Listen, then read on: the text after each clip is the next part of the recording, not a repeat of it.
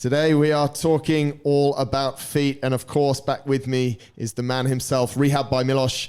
So MILOS, tell us, what is the importance of feet? So as we know, feet are our base of our body. So in case if you don't have a very strong feet or engaged feet, we will not be able to absorb the impact that we are causing. That can cause some harm in our hips, knees, spine, in some cases shoulders and neck. So they're the landing pad. They're the first. Always think of feet as the first moment of truth, because that's what's landing on the floor. So no matter if you are a runner or not a runner, you still walk. So a lot of these, and you walk a lot more. Even if you're a runner, you walk a lot more than you run. So the landing of your feet when you're walking is obviously super important. Talk us through some of the common issues that we see when we're looking at feet, and maybe the issues that come further up the body as well. So some of the common issues are either overpronation or oversupination in our feet. Some of the as well common issues can be flat foot, which is as I said, like all the way pronation.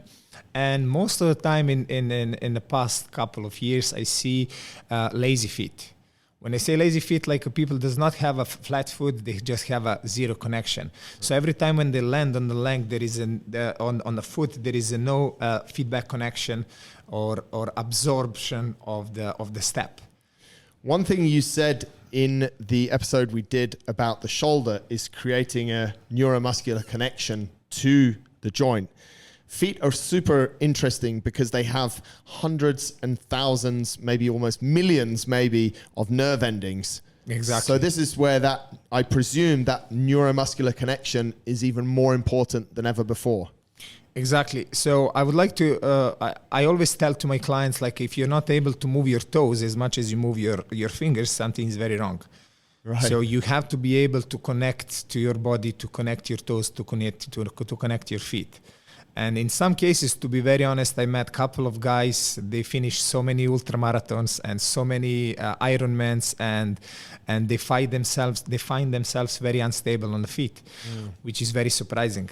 So I was just thinking, like, if those guys are engaged a little bit more in every step they make, they might be even champions in the own category or in the countries. Or I'm one of those guys, mate. I still don't have full feeling back in my toes from something I did quite a few years ago, but we'll move on. What are some of the things that we can be doing then to, as we've spoken about throughout this series of shows, to create some awareness? What can we do in daily life to increase our focus of what we're doing on our feet to avoid further injury?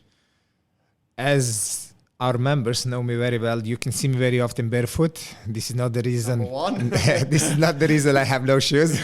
I'm just trying to spread awareness of us being grounded, or trying to use our feet on just to create connection with the floor, really. Exactly. Yeah. Yes.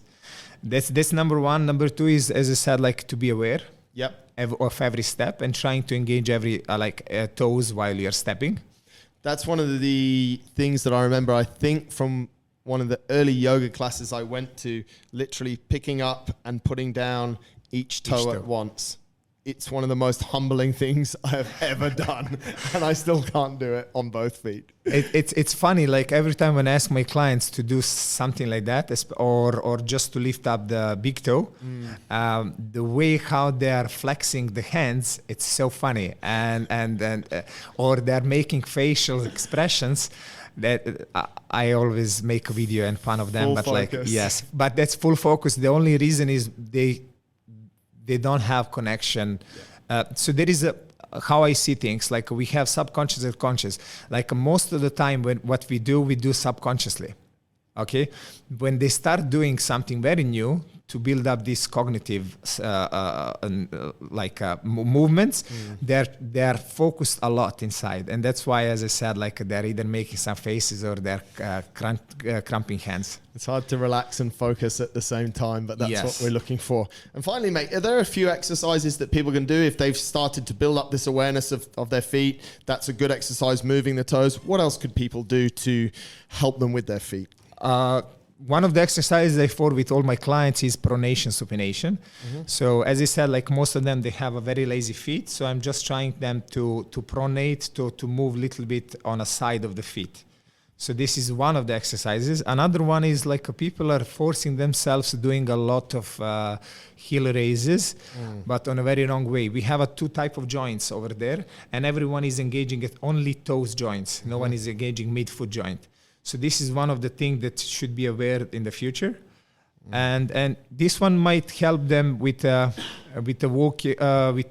fasciitis or 100%. Achilles tendons. And one of the most painful and one of the longest recovery injury is Achilles tendon. Followed by plantar fasciitis, probably. Exactly. Everything is related to each other. So there we go. And there are a lot more resources over on your Instagram, Rehab by MILOS, exercises that people can do. Very simple. And as we always have said throughout this series, you can do these for just a couple of minutes on a daily basis. I think all up, if we take the 4 shows that we've done and the 4 different parts of the body that we've addressed, we're probably up to about 20 minutes a day. Hopefully will reduce a lot of people's pain and increase their performance. So exactly. MILOS, thank you very much. Thank you.